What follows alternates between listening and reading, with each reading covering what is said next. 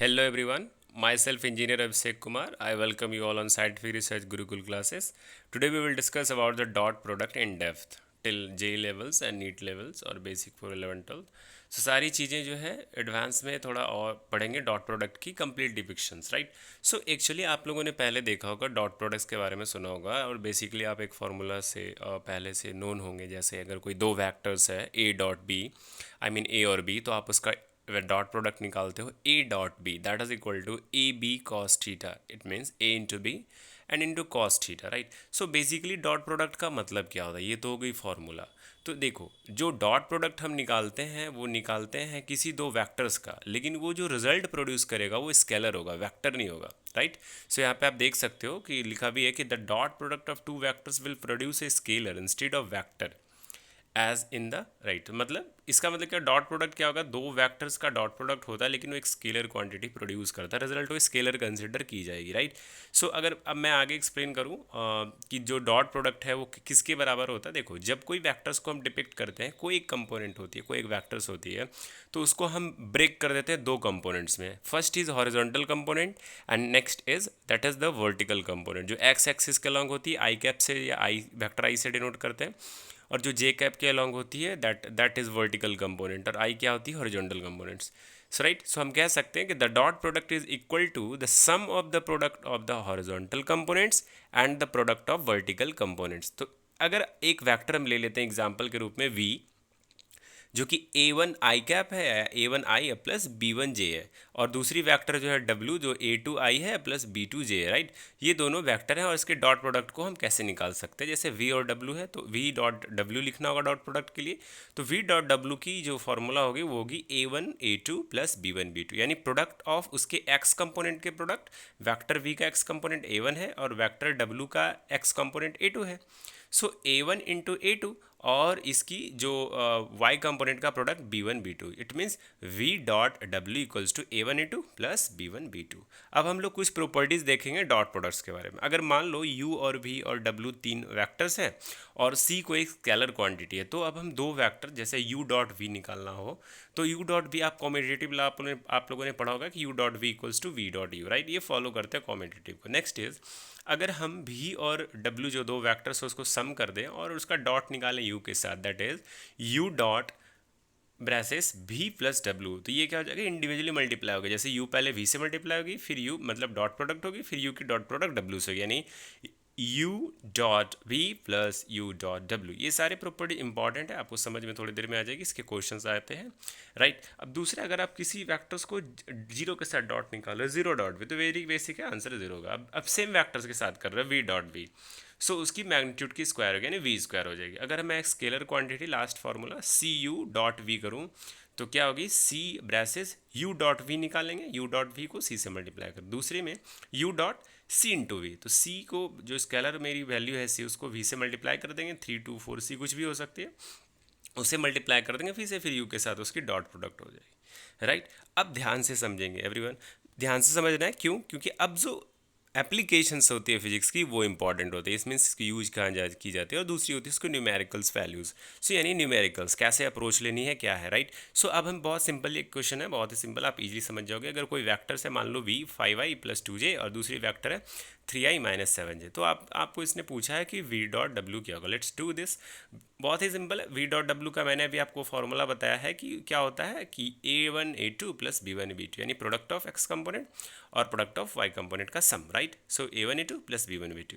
अब आप देख लो वी के लिए जो ए वन है वो 5 है और डब्ल्यू के लिए जो ए टू है 3 है. सो 5 इंटू थ्री आई कंपोनेंट के पहले जो होती है वही है ए वन और ए टू राइट, तो 5 इंटू थ्री हो गई.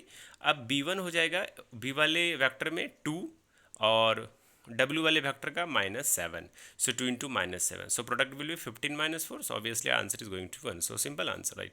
ये बेसिक है बट अभी आगे क्वेश्चंस आप देखोगे काफ़ी एडवांस्ड है. मैं बताने वाला हूँ 5 6 न्यूमेरिकल्स, ध्यान से समझ लो. ये जो वीडियो है अगर आप इसे ध्यान से समझोगे और सारे न्यूमेरिकल्स को करोगे बैठ के एक बार इस वीडियो को देखने के साथ साथ पैरेलली या पहले या बाद में, तो आपको ये काफ़ी हेल्पफुल हो जाएगा, पर डॉट प्रोडक्ट क्लियर हो जाएगी राइट. सो नेक्स्ट क्वेश्चन है, अगर मान लो कोई वेक्टर है u माइनस आई प्लस 3j, दूसरी वेक्टर v है 7i माइनस 4j और जो w है वो 2i प्लस j है, तो आपसे ही पूछ रहा है value 3u dot v plus डब्ल्यू क्या होगी। तो अभी मैंने बताया सबसे पहले आप जो c इंटू जो भी स्केलर मल्टीप्लाई होती है क्या बताया, तो डायरेक्ट उस वेक्टर से मल्टीप्लाई हो जाएगी। तो पहले 3u मल्टीप्लाई करनी होगी, 3u निकालनी होगी, तो 3 इंटू जो वैक्टर u है that is minus I plus 3j। तो मैंने अभी आपको बताया कि ये डायरेक्टली मल्टीप्लाई हो जाएगी, 3 मल्टीप्लाई हो जाएगी माइनस आई से तो माइनस 3i, और 3 मल्टीप्लाई हो जाएगी 3j से, तो that is going to be 9j, right. So now next आपसे क्वेश्चन में आप देखो आपसे पूछा गया है find 3u dot v dot डब्ल्यू। सो नाउ आप वी डॉट डब्ल्यू निकालोगे, तो वी डॉट डब्ल्यू निकालने का तरीका ये है कि आप वी और डब्ल्यू को एज ए सम लिख दें, और उसके बाद जो आई कंपोनेंट को आई कंपोनेंट के साथ ऐड करें, यानी 7i प्लस 2i ऐड हो जाएगी, और जे कंपोनेंट को जे कंपोनेंट यानी वाई कंपोनेंट जो को वाई कंपोनेंट के साथ ऐड करें, माइनस 4j प्लस जे। तो आंसर विल बी, अगर आप ध्यान से देखो v प्लस डब्ल्यू, तो v को लिख दिया हम लोगों ने 7i माइनस 4j, और w को प्लस करनी है तो plus 2i plus j, right. So अब आंसर क्या होगी, i component plus i component 7i plus 2i, so obviously इसको लिख सकते हैं 7 plus 2 of i, so that is 9i हो जाएगी। और नेक्स्ट इज माइनस 4j और प्लस j, तो इसे लिख सकते हैं minus 4 plus 1 into J. So answer is going to be minus 3j. So v plus w is going to be what, 9i minus 3j. So अब question उसने पूछा था 3u dot of v plus w, तो obviously कोई बड़ी बात नहीं है। डॉट प्रोडक्ट के लिए क्या करना होता है, a1 a2 plus b1 b2 ऐसा निकालते हैं, तो उसकी कंपोनेंट्स को हम सिंपली मल्टीप्लाई कर देंगे, राइट। तो 3u dot v plus w, तो 3u की वैल्यू आई है माइनस 3i प्लस 9j, और डॉट से मल्टीप्लाई करनी है हमें, डॉट प्रोडक्ट करनी है 9i माइनस 3j। तो आंसर क्या होगी, a1 a2 होगी, a1 यहाँ पर हो गई माइनस 3, a2 हो गई 9, तो माइनस 3 इंटू 9, ओके, क्योंकि i कंपोनेंट लेनी है दोनों वेक्टर की, राइट। अब इधर आप भूल जाएं कि 3u dot v plus W, उसको एक सिंगल वेक्टर की तरह हम कंसिडर कर सकते हैं, okay. So minus 3i plus 9j एक सिंगल वेक्टर है, और डॉट माइनस 9i माइनस 3 से is a different single vector, right. So मान लो उसको कैपिटल ए कैपिटल बी आप मान सकते हो, तो ठीक है, इसकी a1 a2 कंपोनेंट मल्टीप्लाई होगी, राइट। तो माइनस 3 इंटू 9 आई कंपोनेंट मल्टीप्लाई होगा, जे कंपोनेंट, जे है 9j और माइनस 3j, तो 9j और 3j की जो स्केलर वैल्यू है 9 और 3 मीन्स जो इसकी b1 b2 वैल्यू है 9 इंटू माइनस 3, तो minus 27 minus 27 minus 27 is obviously going to be minus 54, right. Okay, so answer is minus 54। अब देखो मैंने आपको पहले भी बताया था, जैसे ए डॉट बी, अगर कोई मतलब वेक्टर ए बी गिवन होती है, तो उसकी जो डॉट प्रोडक्ट होती है ए डॉट बी को हम कैसे लिखते हैं, ए वी कॉस थीटा। तो ये भी एक अल्टरनेट मेथड है इसके निकालने का, और थीटा की वैल्यू आप यहाँ से देख सकते हो, फॉर्मूला कैसे होती है, रटना कुछ भी नहीं है, एक फॉर्मूला मैंने आपको बताया, डॉट प्रोडक्ट में कॉस थीटा होती है। नेक्स्ट वीडियो में बनाने वाला हूँ, थोड़ी लंबी हो जाएगी ये वीडियो वरना। सो साइन जो क्रॉस प्रोडक्ट होगी उसमें साइन थीटा की प्रोडक्ट होती है, यानी अगर ए भी क्रॉस डब्ल्यू या ए क्रॉस डब्ल्यू करोगे तो ए बी साइन थीटा होती है, वो भी काफ़ी इंपॉर्टेंट है क्रॉस प्रोडक्ट। सो उसकी एक्सप्लेनेशन भी इसी तरीका से डेप्थ में जाके करूँगा, बट पहले आप डॉट प्रोडक्ट को ध्यान से समझते हैं आगे, राइट। सो देखो अब यहाँ पर जो फॉर्मूला है v dot W equals to V W cos theta, तो कॉस थीटा निकालनी है तो क्या हो जाएगा, V dot W upon V magnitude of V magnitude of W हो जाएगा, ऐसे वी यू शॉर्ट में वी डब्ल्यू शॉर्ट में कह रहा है, राइट। सो थीटा क्या हो जाएगी, कॉस इनवर्स हो जाएगी, cos inverse we dot W upon V W, right. ये भी एक टेक्निक है, आप थीटा जब आपको निकालनी होगी उन दोनों वैक्टर्स के बीच के एंगल, तो इस फॉर्मूला का हम लोग यूज़ करेंगे, राइट। आगे अभी दिखेंगे ऐसे क्वेश्चन है, we will calculate the angle, काफ़ी अच्छे अच्छे क्वेश्चन है, wait till the end of the video, right. So next question, अगर आप ध्यान से देखो, मान लो एक वेक्टर u है 6i माइनस 2j, और दूसरी वेक्टर v है 3i plus 5j, then find the angle theta between the vectors. इस दोनों वेक्टर्स के बीच के जो एंगल है थीटा वो कितनी होगी, और इसने बोला है कि round the answer to the nearest 10th of degree. अब अगर चाहो तो नियरेस्ट 10 में राउंड कर देना है अगर नेसेसरी लगे तो, राइट। सो देखो अभी मुझे जो आप ध्यान से देखो, अभी मैंने आपको बताया था कि यहाँ पर इसने पूछा है क्या, थीटा, थीटा पूछा है, ओके। सो थीटा पूछा है क्या नहीं पूछा है, एक मिनट देख लेता हूँ, find the angle theta, okay ठीक है पूछा है। सो सबसे पहले मैं क्या करूँगा, जो मैग्नीट्यूड है यू की वो निकालेंगे। तो आपने क्लास 11 के चैप्टर 2 में भी पढ़ा होगा, अगर कोई वेक्टर गिवन है तो उसकी प्रोडक्ट जो मतलब उसकी मैग्नीट्यूड होती है ए, अगर कोई a i cap plus b j cap दी गई है तो आप क्या करते हो, root over a square plus b square. यहाँ भी मैग्नीट्यूड ऑफ यू क्या करोगे, root over a square plus b square, a is 6 and b is minus 2।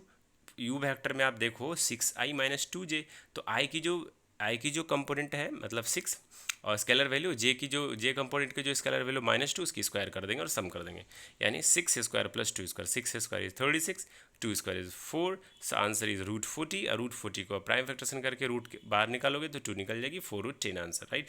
So u की वैल्यू होगी ये 2 रूट 10, राइट। सो इसी तरीके से अब हम लोगों को मैग्नीट्यूड वी की निकालनी, तो वी वेक्टर कितनी है आप देख सकते हो, 3i प्लस 5j, तो मॉड वी निकालोगे root over 3 square plus 5 square, 9 plus 25 ऐसे ही करनी होगी। होगी? 34 होगी रूट के अंदर, आप देख सकते हो जैसा कि v होगी root over a square plus b square और root over 3 square plus 5 square. आप पैरेलली भी पेन पेन उठाकर करते चलो, तो जिससे आपको जल्दी चीज़ें एक बार में ही क्लियर हो जाएगी, आपकी टाइम बच जाएगी, right? Okay, so this root over 9 plus 25 is going to be 34। So 34 को कोई फैक्टर करेंगे तो 7 इंटू 2, तो कोई रूट के बाहर कुछ आना नहीं है, तो इसको एज इट इज़ रहने देना है।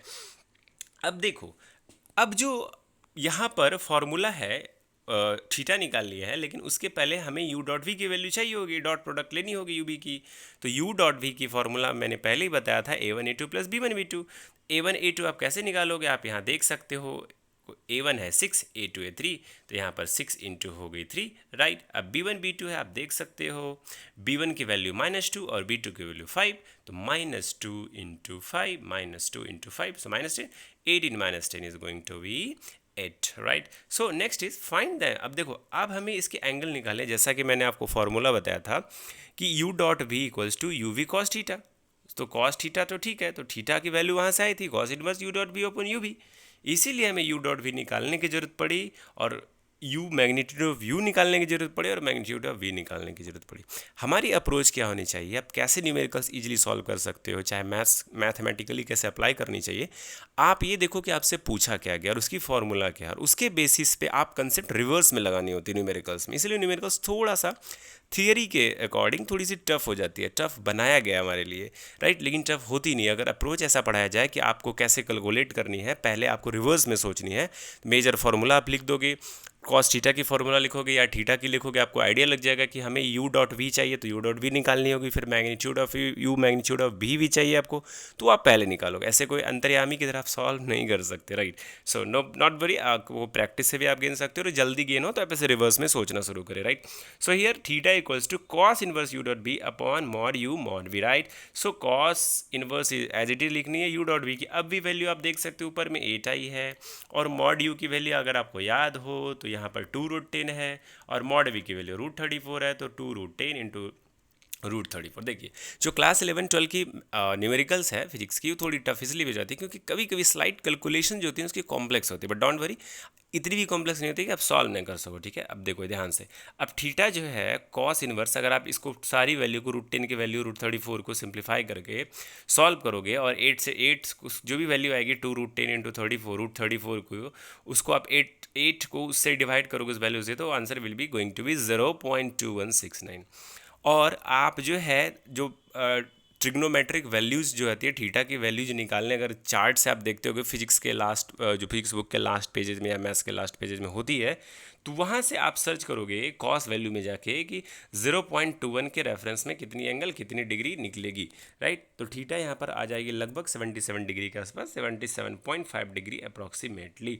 सो आपसे उसने एंगल पूछा था, तो अभी पूछा था find the angle theta between them और approximate value, answer is going to be 77.5। आप देख सकते हैं यहाँ पे find the angle theta between the vectors. देखो क्वेश्चन सिंपल दिख रहे यूवी, लेकिन आप इंजीनियरिंग की तैयारी कर रहे हो, आप नीट की तैयारी कर रहे हो, तो आप मेनली फॉर इंजीनियर्स मैं ये बताना चाहता हूँ कि आपकी फिजिक्स अच्छी होनी चाहिए, क्योंकि आप जब आगे पढ़ोगे तो आप किसी भी क्वांटिटीज़ को ब्रेक करके उसके एक्स कंपोनेंट और वाई कंपोनेंट में ही सोचोगे, राइट? ओके, तो आपको वो टॉपिक्स अच्छी समझ में आएगी और आपको क्लियर हो जाएगी आपकी वो कंसेप्ट, राइट? नेक्स्ट, यहाँ तक समझ में आ गई ना?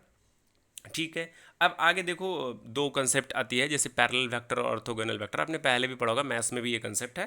पैरेलल वेक्टर आप देख लो, जब थीटा 0 डिग्री और 180 डिग्री होती है। ऑर्थोगोनल जैसा कि नाम पता है कि दो वेक्टर्स जो, अगर मान लो भी और डब्ल्यू कोई दो वेक्टर्स है, तो वो दोनों के बीच की एंगल 90 डिग्री होनी चाहिए। अगर भी और डब्ल्यू कोई दो वेक्टर है, मान लो ए बी की जगह पर भी डब्ल्यू भी मान सकते हो, तो वी डब्ल्यू के बीच की जो एंगल होनी चाहिए 90 डिग्री होती है। ओके, सो अब अगर ध्यान दो यहाँ से पैरेलल वेक्टर्स के बारे में कि दो वेक्टर्स मान लो वी और डब्ल्यू जैसे इसने लिया है, तो उसके बीच की एंगल कितनी हो सकती है? अगर दोनों वेक्टर सेम डायरेक्शन में डायरेक्टेड है, वी और डब्ल्यू की डायरेक्शन सेम है, सो दोनों वेक्टर सेम डायरेक्शन में हो गई, तो जब दोनों पॉइंट कर रहे हैं सेम डायरेक्शन में, तो थीटा तो 0 हो गई ना, तो थीटा इज 0 डिग्री। लेकिन अगर वी वेक्टर और डब्ल्यू वेक्टर आप जैसा कि देख सकते हो अपोजिट डायरेक्शंस में होंगे, तो उस कंडीशन में जो थीटा की वैल्यू हो गई वो हो जाएगी 180 डिग्री। तो पैरेलल वेक्टर्स का सिंपल मतलब होता है कि ऐसी दो वेक्टर्स जिसके बीच की एंगल या तो 0 डिग्री हो या 180 डिग्री हो।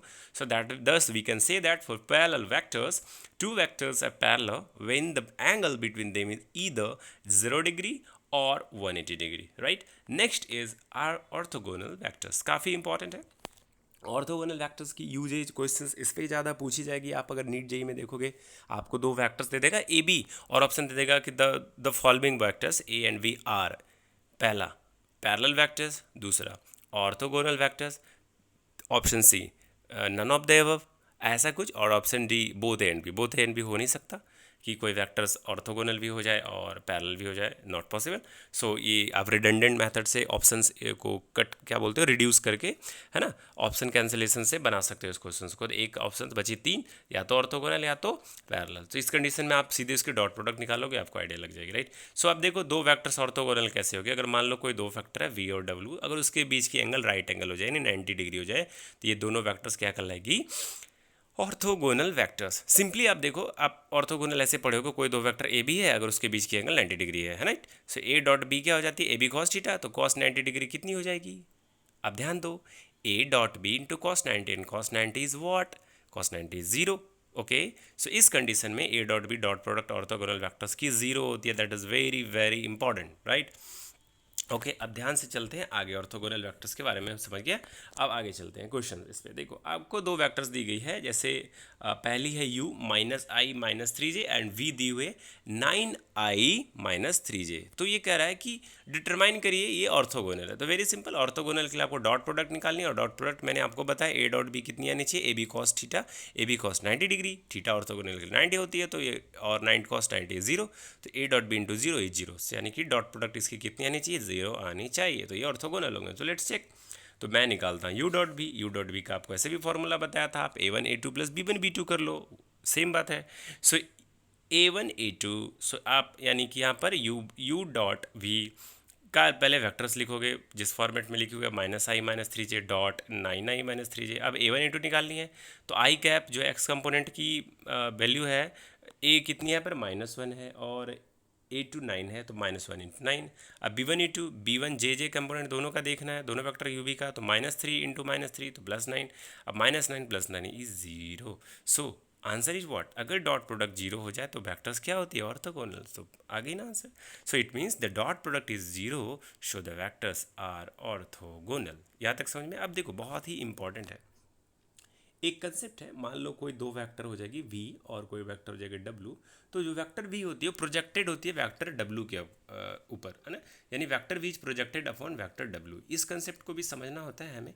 तो जैसे मैं आपको सिंपली समझा देता हूँ कि अगर कोई वेक्टर v किसी वेक्टर w के ऊपर प्रोजेक्टेड है या नहीं, तो जो प्रोजेक्टेड वेक्टर है वो कैसे डिनोट करते हैं, प्रोज और वी ऑफ डब्ल्यू, तो पी आर ओ जे और वी ऑफ डब्ल्यू। तो ये कैसी होती है, जो वेक्टर वी है और वेक्टर डब्ल्यू, उसकी पहले डॉट प्रोडक्ट लेनी होती है, वी डॉट डब्ल्यू। काफ़ी डेप्थ में कंसेप्ट है, आपको हेल्पफुल होगी आगे समझने के लिए, आप डॉट प्रोडक्ट में हीरो हो जाओगे।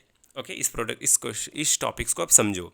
ओके, देखो क्या होता है ना, कब आप अगर 10th लेवल में हो, जो बच्चे सिर्फ 10th का सिलेबस पढ़ रहे हैं और जो बच्चे पहले से 11th का पढ़ के बैठे हुए हैं, तो बच्चे एक स्टेप आगे हैं, वो आगे का जान रहे हैं, तो वो बच्चे 10th में ऑब्वियसली बहुत अच्छा करते हैं।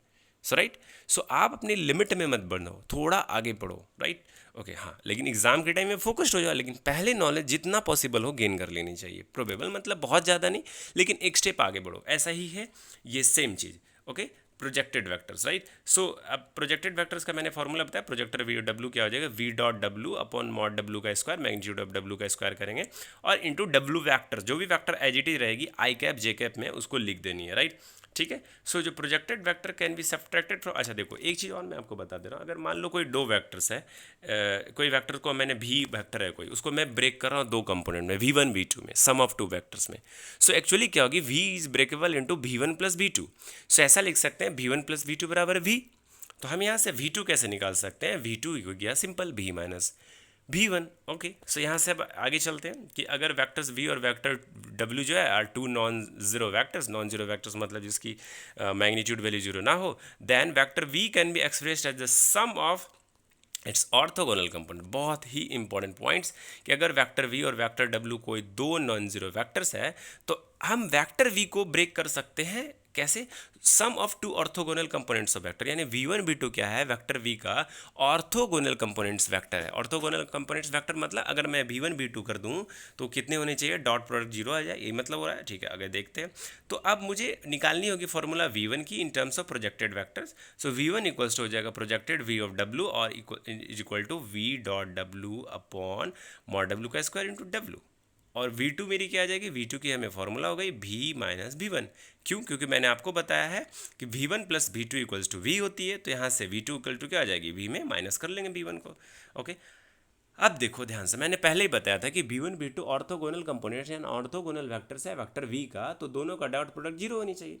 तो यहाँ से since the vector components are orthogonal their dot product must be equal to zero. You can use this as a way of checking. अगर आप इस तरीके से चेक कर सकते हैं v1 dot v2 equals to zero simply, right? Okay, so अब next देखते हैं क्वेश्चन। सो हमारा क्वेश्चन है let v equals to minus five i cap आएगी plus two j and w equals to two i minus four J.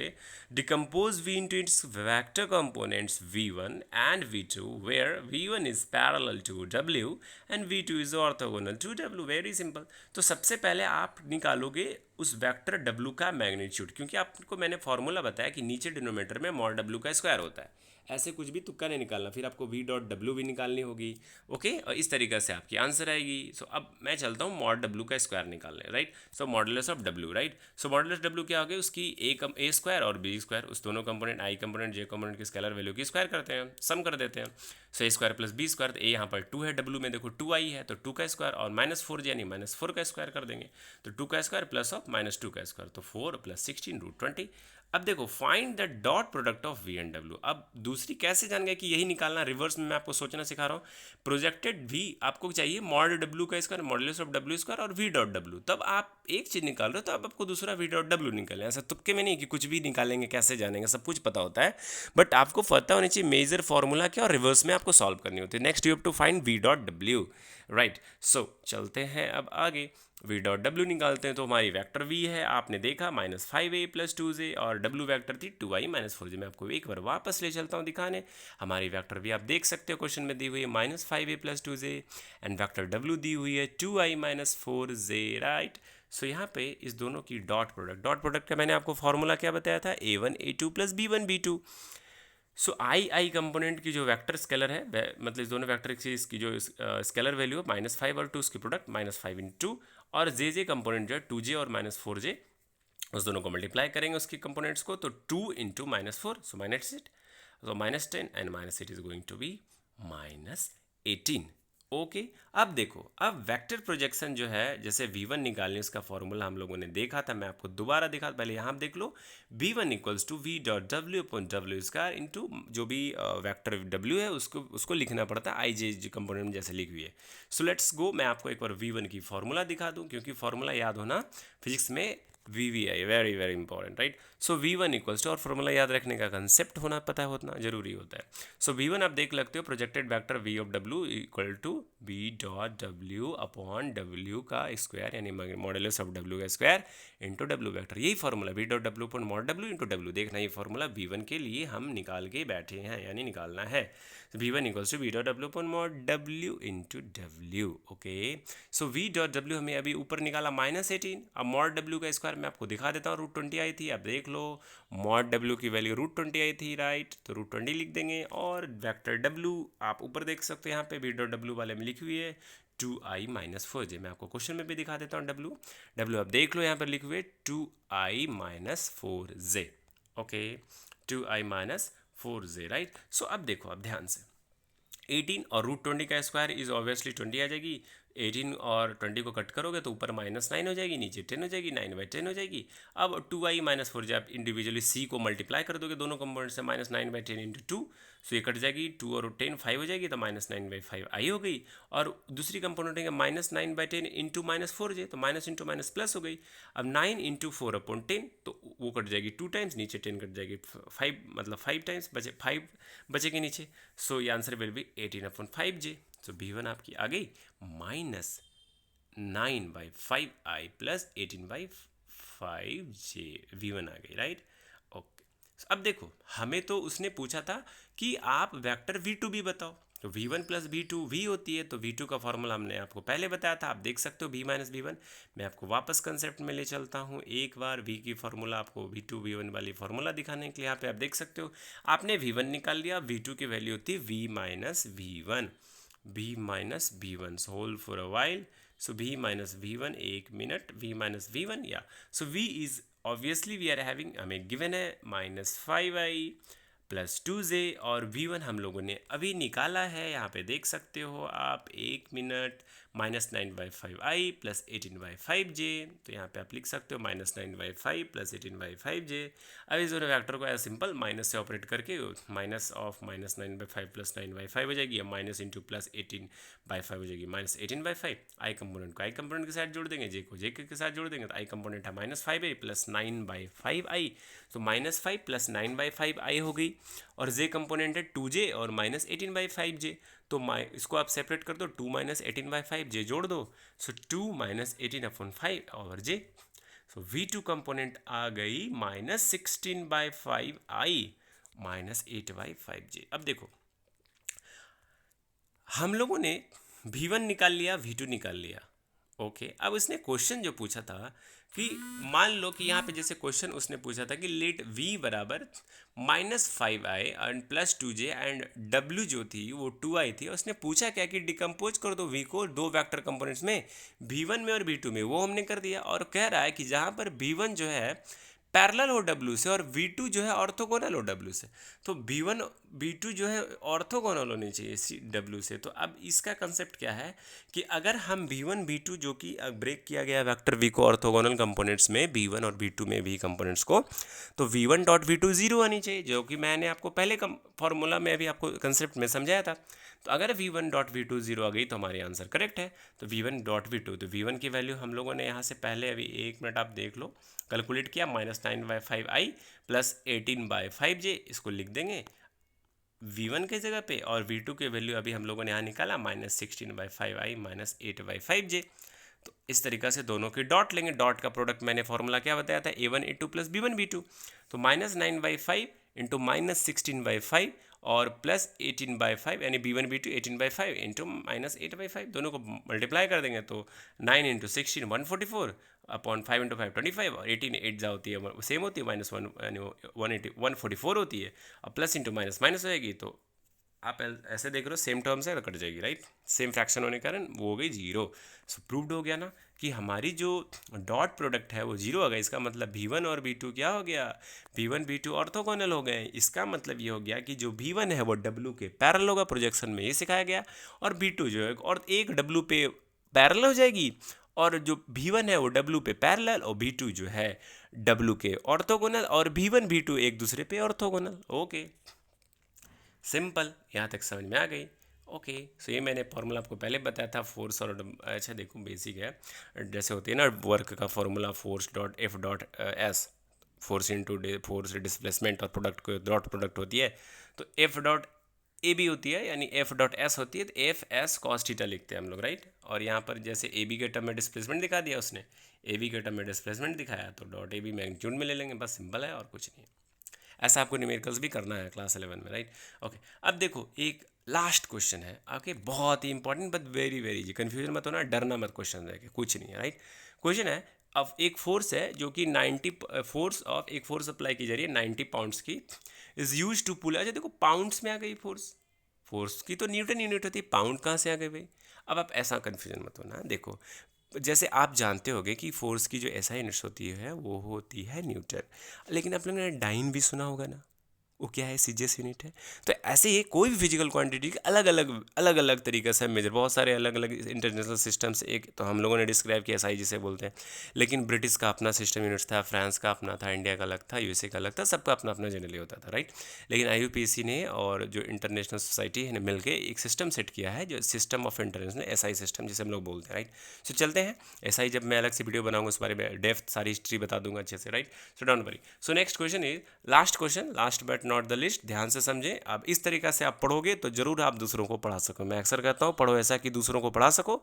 So let's do last question. A force of 90 pounds is used to pull an object along a level surface the force is applied at an angle of 43 degree. Confusion मत हो ना, 43 degree की value या तो आपको question में दी रही होगी, नहीं तो आपके पास चार्ट होगा जिससे आप कर सकते हो calculation. To the surface and moves the object at a total of 250 feet. तो कितनी डिस्प्लेसमेंट हो गई? 250 फीट की। तो how much work is done? Very simple, work का फॉर्मूला होता है एफ एस कॉस थीटा, यानी एफ इंटू डिस्प्लेसमेंट और कॉस थीटा। एफ जो है मेरी वो 90 पाउंड्स है, एफ को लिख देंगे 90 पाउंड, और जो डिस्प्लेसमेंट है दैट इज 250 फीट, तो 250 फीट लिख देंगे, और कॉस 40 डिग्री निकालनी है, कॉस 43 डिग्री, सारे को मल्टीप्लाई कर देंगे 90 इंटू 250, और कॉस 43 डिग्री की वैल्यू आपको जो ट्रिग्नोमेट्रिक वैल्यू चार्ट दी होती है आपके बुक्स के लास्ट में पेजेस में, वहाँ से आप देख सकते हो। आप अगर कैलसी कैलकुलेटर का यूज़ करते हो, साइंटिफिक कैलकुलेटर यूज करते हो, आप बीटेक में जाओगे तो आपको साइंटिफिक कैलकुलेटर यूज करनी पड़ती है, हम लोगों ने भी यूज़ किया है, बीटेक में हम लोगों ने यूज़ किया था, आपको भी यूज करनी पड़ेगी, राइट। सो यहाँ से डब्ल्यू की आप टोटल वैल्यू जब मल्टीप्लाई कर लोगे, राउंड ऑफ बाद में कर लेना, दैट इज 16455, यानी 16,455.4583।